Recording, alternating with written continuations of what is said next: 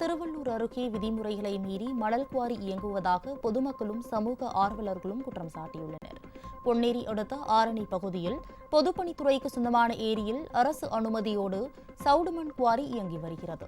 இந்த குவாரிக்கு 45 நாட்களுக்கு லாரி மூலமாக 5000 லோடு மட்டுமே மணல் எடுக்க கனிமவளத்துறை அனுமதி வழங்கியுள்ளது. ஆனால் நாள் ஒன்றுக்கு 1500 முதல் 2000 லோடுகள் வரை மணல் எடுக்கப்படுவதாக புகார் எழுந்துள்ளது.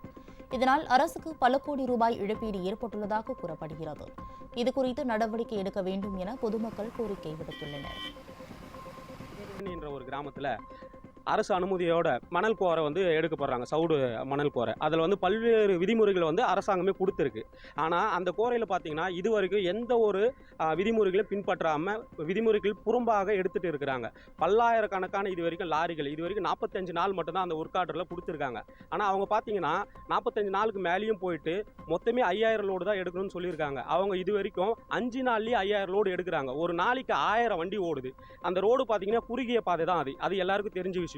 ஸ்கூல் நேரத்தில் பள்ளிக்கூடம் காலேஜ் டைமில் பஸ்ஸும் எந்த ஒரு ஆம்புலன்ஸ் இது கூட போக முடியாமல் நேற்று 1.5 மணி நேரம் கிட்டத்தட்ட 1.5 மணி நேரம் 2 கிலோமீட்டர் டிராஃபிக்காக இருந்தது.